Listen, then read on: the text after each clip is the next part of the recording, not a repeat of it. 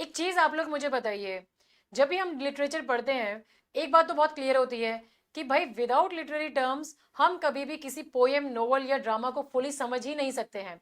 Literary terms are like the secret codes, जो जिनके through हमें आपके जो राइटर्स जिस तरीके से वर्ड्स, आइडियाज, इमोशंस के साथ प्ले करते हैं, हम उनको थोड़ा अच्छे से समझ पाते हैं। और ऑनेस्टली एग्जाम्स में भी यही कोड सबसे ज्यादा काम आते हैं। Whether it's UPLT grade, TGT, PGT, NET या ट्रिपल एसबी या कोई भी आपका लिटरेचर रिलेटेड एग्जाम हो, आपको हमेशा क्वेश्चंस मिलेंगे like identify the figure of speech, या एक्सप्लेन द मेटाफर, या फाइंड द आयरनी, या फिर मैच द डेफिनेशन। और अभी तक शायद आपने इनको डिफिकल्ट डेफिनेशंस की तरह ही देखा होगा, लेकिन आज की क्लास में we will break them in the simplest, easiest, most exam smart way. यहाँ पे मैं कवर करने वाली हूँ आपके allegory to alliteration, metaphor to metonymy, irony to intertextuality. और आपको बहुत इजी लैंग्वेज में समझाने का मैं यहाँ पे कोशिश करूंगी, ताकि आप आसानी से समझ जाओ। सोच के देखो, एक ही वर्ड लाई का डबल मीनिंग शेक्सपियर के सोनेट 138 में आता है। कितना बड़ा एग्जाम फेवरेट क्वेश्चन ये बन जाता है यहाँ पे कि भाई इन दोनों का मतलब क्यों यूज किया गया है, डुअलिटी नेचर में कैसे यूज किया गया है। या फिर आप चौसर के सटायर, मिल्टन का इन्वोकेशन, एलियट का एल्यूजन, सबको समझना पॉसिबल है क्या? पॉसिबल बिल्कुल है, अगर आपके लिटरेरी टर्म्स या कॉन्सेप्ट्स क्लियर है। मुझे काफी ज्यादा, जब मैं आपके पीवाईक्यूज वगैरह सॉल्व कराती हूँ, आपका मैराथन वगैरह कंडक्ट करती हूँ, तो कई स्टूडेंट्स बोलते हैं कि मैम ऊपर से जा रहा है, कुछ समझ में नहीं आ रहा है। वो समझ में कैसे आएगा अगर आपके लिटरेरी टर्म्स, आपके ये चीजें क्लियर ही नहीं है, कॉन्सेप्ट क्लियर ही नहीं है।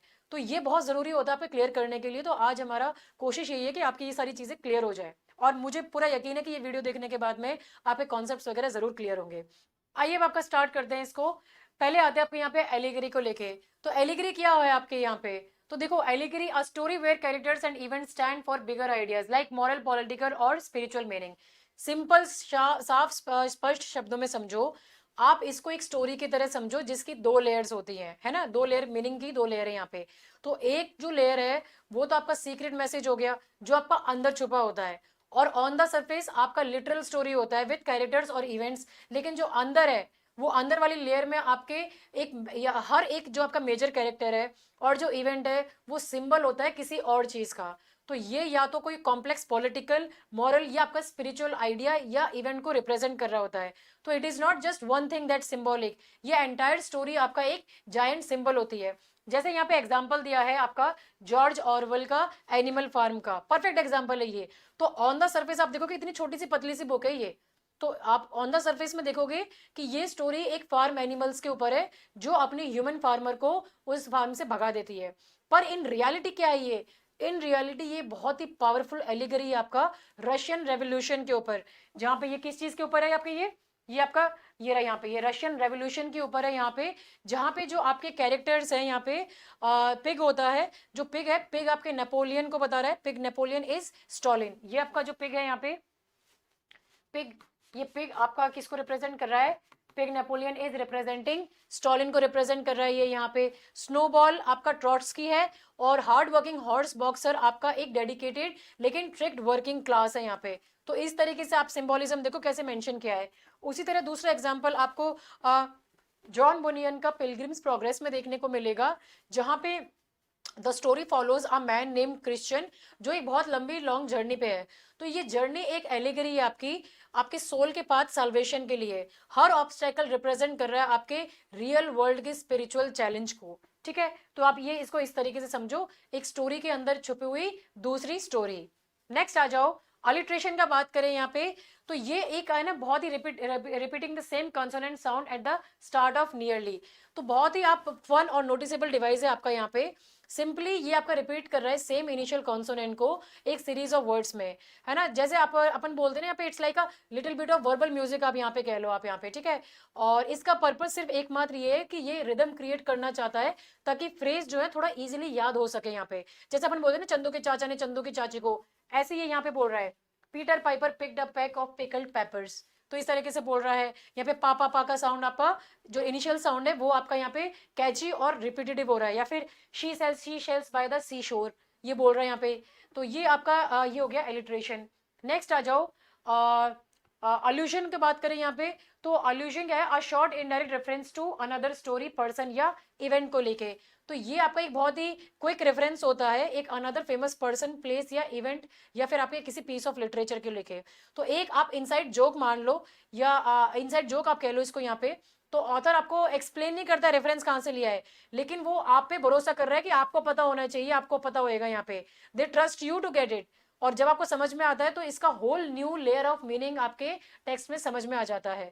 जैसे आपका ये लाइन था यहाँ पे, he was a real Romeo with the ladies. तो ये अल्यूजन कैसे क्या है, अब जब हम कोई सेंटेंस नॉर्मली बोल रहे हैं कि अरे भाई he was a real Romeo, मैं किसी के लिए सेंटेंस बोल रही हूँ, तो कोई मैं ये थोड़ी बता रही हूँ कि मैं ये सेंटेंस रोमियो जूलियट से लेके यहाँ पे आपको बता रही हूँ, रेफरेंस दे रही हूँ। मैं तो आपको नहीं बता रही रेफरेंस वगैरह क्या है, लेकिन आपको ऑलरेडी वो कॉन्टेक्स्ट समझ में आ रहा है। तो रोमियो मतलब आप समझ गए कि अरे अच्छा भाई ये लवर के ऊपर बात चल रही है, अच्छा भाई ये रोमांस के ऊपर बात चल रही है। तो ये आपका मीनिंग को कंप्लीटली चेंज कर जाता है इंस्टेंटली। ये आपको बता रहा है कि वो जो पर्सन है जिसको मैं रोमियो बोल रही हूँ, वो पैशनेट रोमांटिक लवर है, और मुझे आपको ये सारी स्पेल इट आउट नहीं करने की जरूरत पड़ रही है।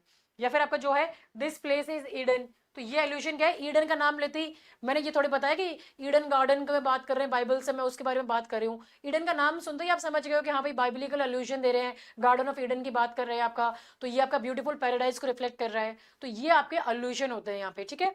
नेक्स्ट आओ, एम्बिग्विटी का बात करें। एम्बिग्विटी ये वो वर्ड होते हैं, वो फ्रेज होते हैं जहां पे आपका पूरा का पूरा टेक्स्ट ये एक से ज्यादा दूसरे तरीके में इंटरप्रेट किया जा सकता है, डिफिकल्ट टू अंडरस्टैंड होता है यहाँ पे। तो लिटरेचर में ये आपकी कोई गलती नहीं है, बल्कि एक इंटेंशनल टेक्निक होती है, जानबूझ के ये वाले आपके फ्रेजेस वर्ड्स यूज किए जाते हैं ताकि रीडर्स को मजबूर कर दिया जाए थोड़ा और डीपली सोचने के लिए। तो ये क्रिएट करता है रिचनेस और कॉम्प्लेक्सिटी, और फोर्स करता है हमको आपकी मल्टीपल पॉसिबिलिटीज एक बारी में निकालने के लिए। जैसे आपका ये जो वर्ड लाइन है यहाँ पे, the chicken is ready to eat. तो यहाँ पे क्या मतलब है यहाँ पे कि इसका सिंपल एग्जांपल है कि क्या चिकन खुद खाने के लिए रेडी है या फिर चिकन बनकर तैयार है, हमें खाना है उसको। तो यहाँ पे हम दोनों मतलब निकाल सकते हैं इसको, the chicken is ready to eat, कि वो चिकन को खाना खिलाए, दाने दे, या फिर इस चिकन को हम खा ले, चिकन पक गया तो हम खा ले। तो ये सारी चीजों को बता रहा है, ठीक है।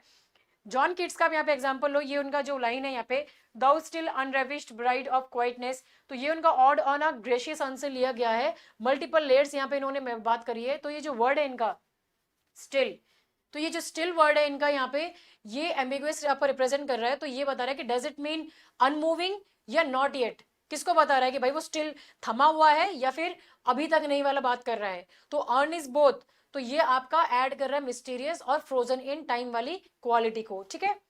एनागोरेसिस की बात करो आप यहाँ पे, तो ये आपका एक फैंसी ग्रीक वर्ड से लिया गया है, आहा से। तो आहा मोमेंट होता है जो आपका ट्रेजेडी में, वो आपका एनागोरेसिस होता है। तो ये वो क्रिटिकल पॉइंट है आपका जहाँ पे कैरेक्टर, यूजुअली जो हीरो होता है, वो एक ऐसी स्टार्टलिंग, ऐसी चौंकाने वाली एक डिस्कवरी करता है, और वो कैसे मूव करता है फिर वहां से scene, from ignorance to knowledge. तो ये रियलाइजेशन बहुत ही आपका हॉरिफाइंग होता है और ट्रिगर करता है हीरो के अल्टीमेट डाउनफॉल को। जैसे एडिपस रेक्स में एडिपस रियलाइज करता है कि उसने अपने खुद के फादर को मार दिया है, और जो जिस वुमन से उसने शादी की है वो उसकी मदर है। तो ये नॉलेज उसको डिस्ट्रॉय कर देती है।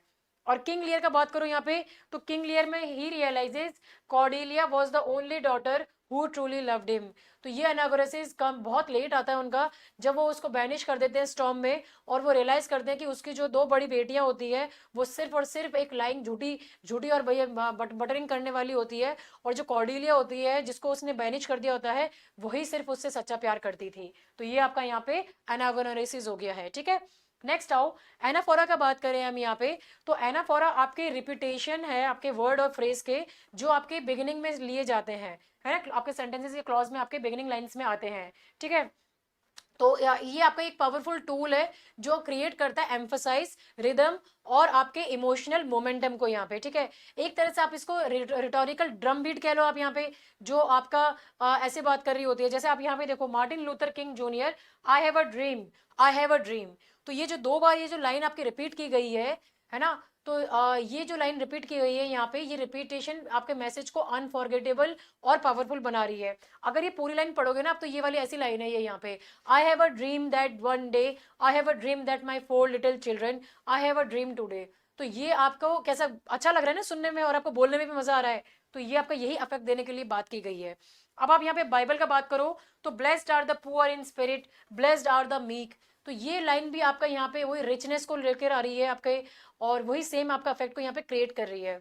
नेक्स्ट आओ, एंटीथीसिस के बारे में बात करें तो ये इन्वॉल्व होता है आपके, ये आपके दो ऑपोजिट आइडियाज को एक साथ रख देती है ताकि आपके जो सेंटेंस को बैलेंस कर सके और उनके अंदर एक बहुत ही शार्प और स्ट्राइकिंग कॉन्ट्रास्ट आपको दिखा सके। तो जैसे वर्ड आपका एंटाई होता है, इसका मतलब क्या होता है अगेंस्ट, और थीसिस का मतलब क्या होता है पोजीशन। तो ये एक वन पोजीशन में अगेंस्ट वन अनदर आपके यहाँ पे यूज किए जाते हैं। ये स्ट्रक्चर आपका पॉइंट बनाता है जो कि मोर मेमोरेबल और आपके एक डीपर ट्रूथ को रिवील करता है। जैसे यहाँ पे बोला है मैन प्रपोजेस गॉड डिस्पोजेस, तो यहाँ पे सेंटेंस बैलेंस्ड है आपका यहाँ पे विद द अपोजिट आइडियाज की ह्यूमन प्लान करते हैं और डिवाइन पावर प्लेस करती है साइड बाय साइड को, ठीक है। चार्ल्स डिकेंस का टेल ऑफ टू सिटीज में it was the best of times, it was the worst of times, तो डुअलिटी दिखा रहे हैं आपके उस एज की यहाँ पे। और ये आपका जो बोला था इन्होंने it was the best worst of times, it was the age of wisdom, it was the age of foolishness, तो ये इमीडिएटली सेटअप कर रहा है आपके नोवेल की सेंट्रल थीम को जो कॉन्ट्राडिक्ट कर रही है और आपके कॉन्फ्लिक्ट को लेकर बात कर रही है। तो यहाँ पे ये लंदन और आपके पेरिस के बारे में यहाँ पे डुअलिटी के बारे में बात होती है, ठीक है। नेक्स्ट आओ, आर्कीटाइप का बात करें तो आर्कीटाइप तो आपका एक यूनिवर्सल कैरेक्टर टाइप होता है, सिंबल होता है, या फिर आपका एक प्लॉट पैटर्न होता है जो आपकी स्टोरीज अक्रॉस ऑल कल्चर्स और बहुत सारे आपके टाइम पीरियड में अपीयर होती है। तो एक तरह से आप इसको ब्लूप्रिंट मान लो हर कैरेक्टर का, सिचुएशन का, या आपके माइंड जो जिसको आपका माइंड इंस्टेंटली रिकॉग्नाइज करता है। जैसे काफी स्टोरीज होती है ना भूत की कहानी, अगर आप सुन रहे होते हो तो आपको एक कॉमन भूत की कहानी है अपने यहाँ पे, किसी से भी सुन लो, इतना लंबा भूत था जो आसमान में सफेद एकदम लंबा सारा आसमान को छू रहा था। तो ये आपका आर्केटाइप हो गया। यहाँ पे सारे भूत कहीं ना कहीं लंबे चौड़े से होते हैं, लंबे आसमान तक सो करते हैं, सारे के सारे भूत आपके वाइट ही होते हैं, सारे भूतों के पैर उल्टे होते हैं, तो ये आर्केटाइप है ना आपका भूत के कैरेक्टर का। ऐसे ही आपके लिटरेचर में भी आर्केटाइप से आपके यहाँ पे, ठीक है। तो ये रेजोनेट हम कर सकते हैं क्योंकि ये आपके हमारे शेयर्ड ह्यूमन एक्सपीरियंसेस के होते हैं। आप हमारे माइथोलॉजी एपिक्स वगैरह को पढ़ोगे, सब में सेम स्टोरी है। एक हीरो होता है, वो अपने बाहर उसको या तो एग्जाइल में चला जाता है या फिर वो खुद अपनी एपिक जर्नी स्टार्ट करता है, बीच में कुछ कुछ हो जाता है, फिर उसका डाउनफॉल होता है, फिर वो उसका स्ट्रगल होता है, फिर वो खुद को ढूंढ लेता है। तो ये आपका एक मेन आर्केटाइप हो गया यहाँ पे स्टोरी का यहाँ पे, ठीक है। जैसे हीरो आपका हरक्यूलिस और हैरी पॉटर को देख लो, वाइज ओल्ड मैन में गंडोल्फ लॉर्ड ऑफ द रिंग्स को देख लो, डम्बलडोर में हैरी पॉटर को देख लो। तो ये वाइज ओल्ड मैन, ये आपके आर्केटाइप्स आपको हर जगह मिलेंगे। कथारसिस का बात करो आपका, तो ये आपका क्या होता है पावरफुल इमोशनल रिलीज है और आपका प्योरिफिकेशन है जो ऑडियंस फील करती है आफ्टर वॉचिंग अ ट्रेजेडी। तो ये वो तरह की फीलिंग है जो आपको एक रोने के बाद में आती है और वो स्ट्रेंजली आप क्लींस फील करते हो और रिलीफ फील करते हो। जैसे हम कोई मूवी देखते हैं, बहुत ही इमोशनल सीन होता है और हम अंदर से बहुत भारी भरकम सा महसूस करते हैं ना, फिर हमें रोना आ जाता है, फिर जो लाइटनेस फील करते हैं वो आपका कथारसिस होता है। अरिस्टोटल बिलीव करते थे कि by experiencing pity for the hero and fear for ourselves, हम ये नेगेटिव इमोशंस को हेल्दी वे में बाहर निकाल सकते हैं। और वो कैसे, हम रोते हुए, है ना। तो ये एग्जाम्पल आपने उन्होंने दिया था यहाँ पे, we cry but we feel relief at the end of Romeo Juliet को लेके यहाँ पे, जब वो दोनों मर जाते हैं। हैमलेट में watching is tragic downfall gives pity plus fear, तो ये भी आपका कथारसिस को यहाँ पे इन्वोक कर रहा है, ठीक है। कैसमस का बात करो तो यहाँ पे आपके वर्ड्स रिपीट किए जाते हैं रिवर्स ऑर्डर में। जैसे ए बी लिखा है तो वो बी ए पैटर्न में यहाँ पे आपका रिप्रेजेंट कर जाएगा। ये जो आपका यहाँ पे इस रिवर्स ऑर्डर में आपको मेंशन किया जाता है। तो ये एक बहुत फैंसी तरीका होता है जो यहाँ पे आपके it is a fancy way of saying something, और वो आपके साउंड करता है to make it sound more profound और परफेक्टली बैलेंस्ड। जैसे यहाँ पे इन्होंने एग्जाम्पल दिया था जॉन जॉन आपका जॉन एफ कैनेडी का, यहाँ पे इनॉग्रल के टाइम पे, ask not what your country can do for you, ask what you can do for your country. तो यहाँ पे क्या है, ये आपका कैसमस यूज कर दिया इन्होंने, ए बी बी ए को यूज कर दिया यहाँ पे। और विचेज इन जो आपके विचेज होती है मैकबेथ में, वो कैसे यूज कर रही है, fair is foul and foul is fair. तो ये जो लाइन है यहाँ पे उल्टी पुल्टी कर दी है, इसको कैसमस बोलते हैं आपके यहाँ पे, ठीक है। ये आपके परफेक्टली कैप्चर कर रही है थीम ऑफ मॉरल कंफ्यूजन को लेके। ड्रामेटिक आयरनी की बात करो तो ये आपका ये वो आपका मोमेंट होता है जब ऑडियंस जानती है क्रूशियल पीस और इन्फॉर्मेशन जो कि आपका कैरेक्टर नहीं जानता। ऑडियंस क्योंकि वो तो देख रही है ना सामने प्ले, इसलिए जानती है। तो ये आपका क्रिएट्स करता है टन ऑफ सस्पेंशन, टेंशन और समटाइम्स ह्यूमर, क्योंकि हम आपके उन सीक्रेट के साथ में हैं। तो ये हम कैरेक्टर्स को देखते हैं, we watch characters make choices, हम जानते हैं कि वो एक ट्रैप में जा रहे हैं, और लेकिन हम हेल्पलेस उनको रोकने के लिए। आप लोगों ने टीवी में कई बार देखा होगा, हमारी मम्मी लोग जब सीरियल वगैरह देख रही होती हैं तो वो कमेंट करते हैं ना, अरे ये क्या कर रही है, अरे तू मत कर, यहाँ पे ये हो जाएगा वो हो जाएगा। औरों को तो पता नहीं, पर मेरी मम्मी बहुत कमेंट पास करती है जब अपनी किसी सीरियल को देखती है। क्यों? क्योंकि उनको पता होता है स्टोरी में क्या चल रहा है, प्लॉट में चल रहा है, कैरेक्टर को नहीं पता। तो बस वही आपकी ड्रामेटिक आयरनी है, ठीक है। ये एग्जाम्पल्स है, इनको देख लेना आप यहाँ पे। एलिजी का बात करें तो एलिजी आपकी एक पोयम है, आपकी जो लिखी जाती है, आपकी सैड होती है, रिफ्लेक्टिव पोयम है। और यहाँ पे आप मॉर्न करते हो किसी डेथ के, किसी इंसान के डेथ के ऊपर जिसको आप बहुत ज्यादा चाहते हो, या फिर जो आपके लिए बहुत बड़ा लॉस है, दुखदाई है यहाँ पे। तो ये it is not just a cry of grief, ये एक यूजुअली फॉर्मल थॉटफुल मेडिटेशन है आपके नेचर ऑफ डेथ के ऊपर, लॉस, मेमोरी और इमोर्टेलिटी के ऊपर। थॉमस ग्रे का आप एग्जाम्पल लोगे उनकी elegy return in a country churchyard का, और मिल्टन का लाइसिडास जो उन्होंने फॉर एडवर्ड किंग के लिए यहाँ पे मेंशन किया था यहाँ पे, ठीक है। और ये जो elegy written in a country churchyard है यहाँ पे, ये आपका फेमस एग्जांपल है जहाँ पे आपके स्पीकर रिफ्लेक्ट कर रहे हैं on the lifes of humble forgotten people जो वेरिड आपकी विलेज सिमेट्री में। तो ये आपका ही is meditating on death and human potential को लेके, ठीक है। यूफिज्म का बात करें आपका यहाँ पे, तो ये आपका एक यूज है आपका माइल्ड, इनडायरेक्ट और पोलाइट वर्ड को आप बोल सकते हो इन प्लेस ऑफ हार्श और ब्लंट वन। तो एक तरीके का आप बोलो शुगर कोट कर रहे हो आप, लेकिन एक डिफिकल्ट रियलिटी को पोज करने के लिए। तो जो लोग बाग होते हैं वो यूफिज्म आपको यूज करते हैं टू बी पोलाइट, ताकि वो किसी को ऑफेंस करने के लिए ऑफेंस ना कर सके, और sometimes to deliberately downplay something negative. तो instead of saying someone died, people always say कि ही पास्ड अवे, या फिर है ना he is no longer with us, क्योंकि वो डायरेक्ट ब्लंट हो जाएगा ना, यहाँ पे किसी दूसरे को बुरा लग सकता है।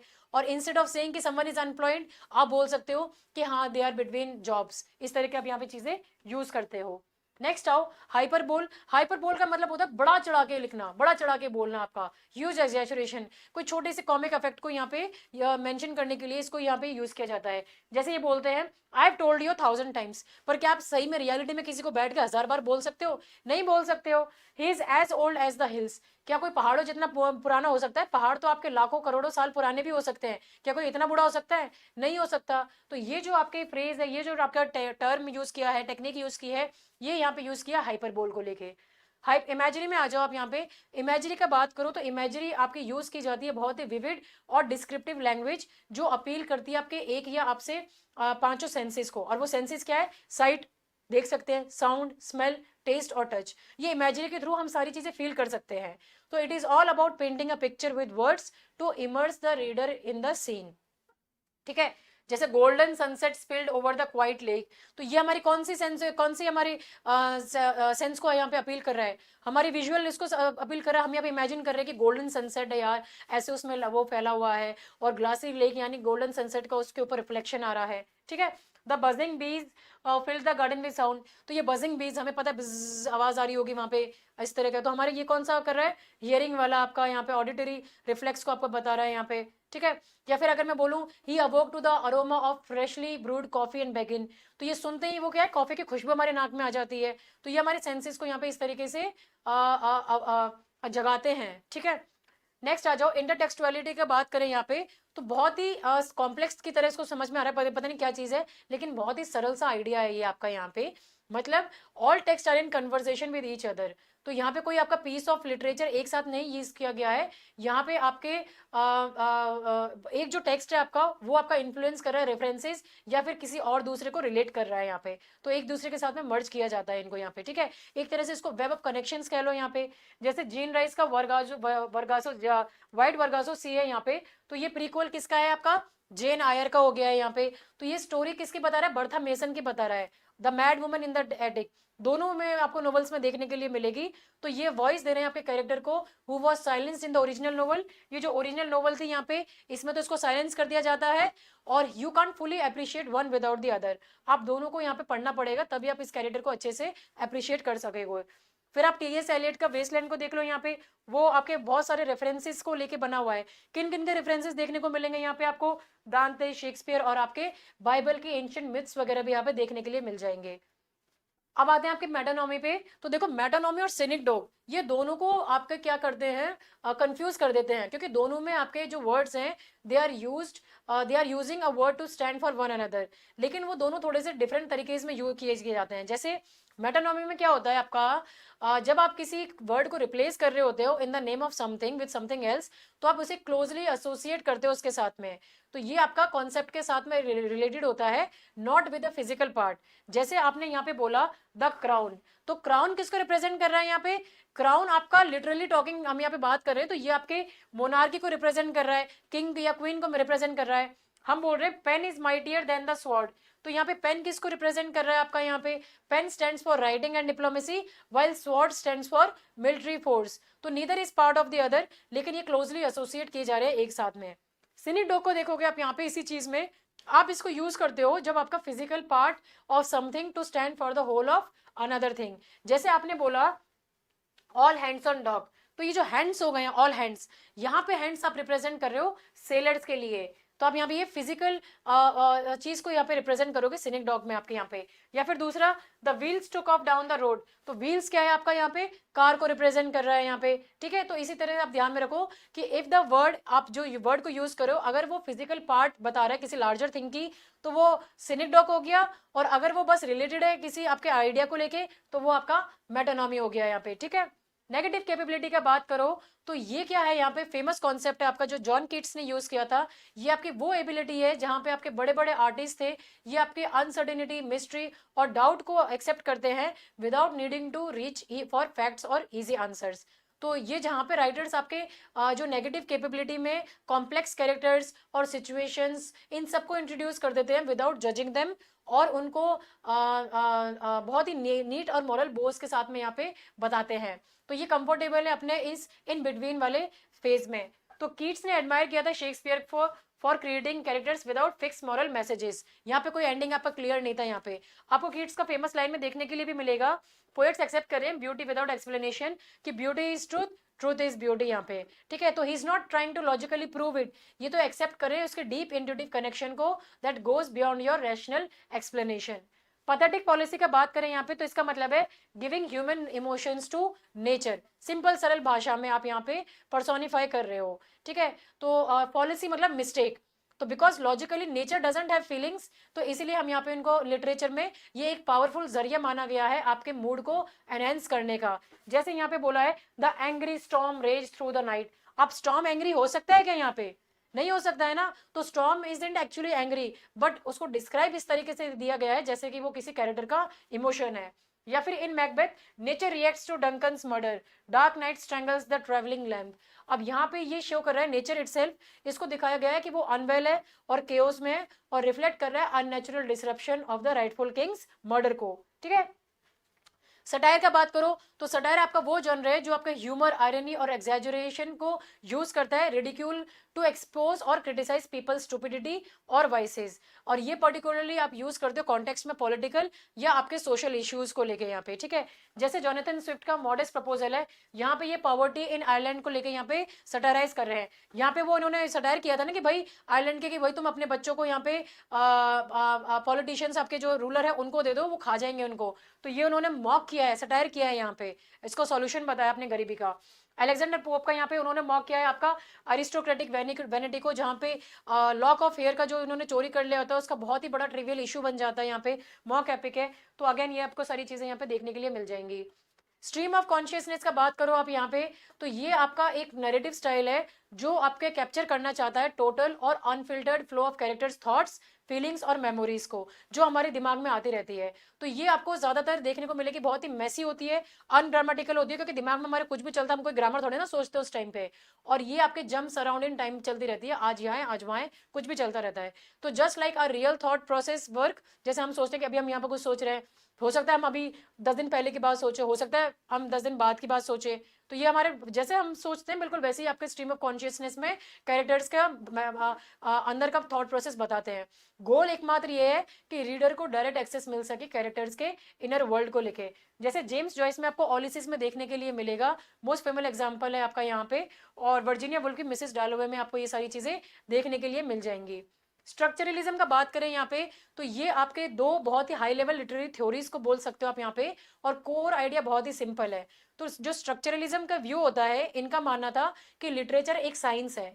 ये आर्ग्यू कर रहे थे कि सारे जो ह्यूमन कल्चर है इंक्लूडिंग लिटरेचर, ये सारे के सारे आपके एक अंडरलाइंग स्ट्रक्चर्स और सिस्टम्स के ऊपर बेस्ड ऑन है। तो ये जो आपके स्ट्रक्चरलिस्ट क्रिटिक थे, ये आपके सिर्फ और सिर्फ आपकी स्टोरी क्या मीन कर रही है रियल वर्ल्ड में, या फिर आपका ऑथर क्या कहना चाह रहा है, सिर्फ उसके ऊपर फोकस या इंटरेस्टेड नहीं थे। इंस्टेड ये जानना चाहते थे कि उसका ग्रामर कैसा है स्टोरी का, उसके पैटर्न्स, उसके कैरेक्टर कैसे फंक्शन कर रहे हैं, हीरो, विलन, डोनर जो बाइनरी ऑपोजिशन है, good versus evil, light versus dark, ये क्या अलाउ कर रहे हैं हमको इसका मीनिंग निकालने के लिए। तो it is all about the system, not the individual text. तो ये आपके फर्डिनेंड सॉसॉर्क ने यहाँ पे आपका इसके इंस्पायर होकर आपका ये स्ट्रक्चरलिस्ट का आया था। इन्होंने बोला था कि language is a system of science, और इन्होंने ही आपका ये सिग्निफायर वाला चीज बताया था कि जो वर्ड आपका ट्री और आपका जो कॉन्सेप्ट है जो ट्री, ये साथ में एक दूसरे के साथ में आपका को रिलेट कर रहे हैं, ठीक है। पोस्ट स्ट्रक्चरलिज्म का बात करो यहाँ पे, तो ये आपका स्ट्रक्चरलिज्म के बाद में आया था, और इन्होंने आपका चैलेंज किया था जो उनका नीट और ऑर्डरली कंक्लूजन है उसको। तो पोस्ट स्ट्रक्चरलिस्ट ने आर्ग्यू किया था कि लिटरेचर आपका सिस्टम ऑफ साइंस है, लेकिन ये आर्ग्यू कर रहे थे कि ये सिस्टम अनस्टेबल होता है, स्लिपरी होता है, और इसको अपार्ट मतलब ये इसका मीनिंग कभी भी डिफर कर सकता है। तो इनका मानना था कि कोई भी टेक्स्ट का एक सिंगल फिक्स्ड मीनिंग नहीं होता है, क्योंकि language itself is not fixed, meaning is always changing, और text can also have multiple या कॉन्ट्रोडिक्टरी इंटरप्रिटेशंस। जैसे जैक डेरिडा का डिकंस्ट्रक्शन थ्योरी इसी के ऊपर बेस्ड ऑन है, और फोकोल्ट का analysis of power in literature. तो यहाँ पे इन्होंने ये आइडिया, इन्होंने फोकोल्ट ने अपने रोलैंड बार्ट्स का जो डेथ ऑफ द ऑथर था, यहाँ पे ये आइडिया आपका पॉपुलर किया था यहाँ पे, कि इंटेंशन इरेलीवेंट होता है, what matters is the meaning reader creates आपका, ठीक है। और अनरिलायबल नरेटर होता है आपका यहाँ पे। तो अनरिलायबल नरेटर जो होता है वो एक आपका स्टोरी टेलर होता है जिसकी क्रेडिबिलिटी बहुत ही सीरियसली कॉम्प्रोमाइज होती है, मतलब हम उसके ऊपर भरोसा ही नहीं कर सकते वर्जन ऑफ इवेंट्स को लेके। तो ये नरेटर आपका बायस्ड हो सकता है, नाइव हो सकता है, मेंटली इल हो सकता है, और जानबूझ के भी आपको डिसीव करना चाह सकता है रीडर को। तो ये हमें फोर्स करता है ताकि हम खुद आपके डिटेक्टिव्स की तरह एक्ट करें, क्वेश्चन करें एवरीथिंग, हम सब कुछ क्वेश्चन करें, और जो भी हमें बताया है उन सबको क्वेश्चन करें, और जो भी इंफॉर्मेशन हमारे सामने पड़ी है हम उसको पीस टुगेदर करें, real stories from the clues को लेके। तो जैसे आपका यहाँ पे ये टेल टेल हार्ट में एडगर कैलन पो ने यहाँ पे मैड नरेटर है उनके बारे में बताया, क्लासिक एग्जांपल है। तो ही कीप्स इंसिस्टिंग कि वो सेन है, लेकिन उसके एक्शंस और उसकी पैरानॉइड थॉट्स क्लियरली बताती है कि वो मेंटली सिक है यहाँ पे। या फिर आप हॉलन कॉलफील्ड का कैचर इन द राय का बात करो, तो वो कैसा होता है आपका यहाँ पे नरेटर, आपका नरेटर बायस्ड होता है यहाँ पे, इमेच्योर होता है यहाँ पे, ठीक है। तो ये थे आपके यहाँ पे लिटरेरी टर्म्स। आई होप आपको अच्छे से सब कुछ क्लियर हो गया होगा यहाँ पे, और आज के लिए इतना काफ़ी है आपको। इनकेस कोई क्वेरीज वगैरह डाउट है आपको तो वो मुझसे आप पूछ सकते हैं। ये ऐप अगर आप लोगों ने डाउनलोड नहीं की है तो विद्वान ऐप आप यहाँ से डाउनलोड कर सकते हैं, ये प्ले स्टोर में से, और विद्वान.in आपका वेबसाइट एड्रेस है, यहाँ से आप देख सकते हैं। iOS यूजर्स के लिए ये ऑप्शन है यहाँ पे, पहले आपको वेबसाइट पे जाके रजिस्टर करना है, दूसरा फिर आपको अपना लिंक आपसे यहाँ पे आपको डाउनलोड करना है आपका ऐप को, और फिर आपका जो रजिस्टर्ड यूजर आईडी और पासवर्ड है वो आप डालेंगे यहाँ पे, and then you can log in. और ये मेरी यहाँ पे कॉन्टैक्ट डिटेल्स है, that you can watch and contact me if you want to, ठीक है। So thank you so much guys, ये था आपका आज का वीडियो। अगर आपको ये वीडियो लिटरेरी टर्म्स पसंद आई हैं तो वीडियो को लाइक करें, शेयर करें, सब्सक्राइब करें, and I will see you in my next video very soon. Thank you.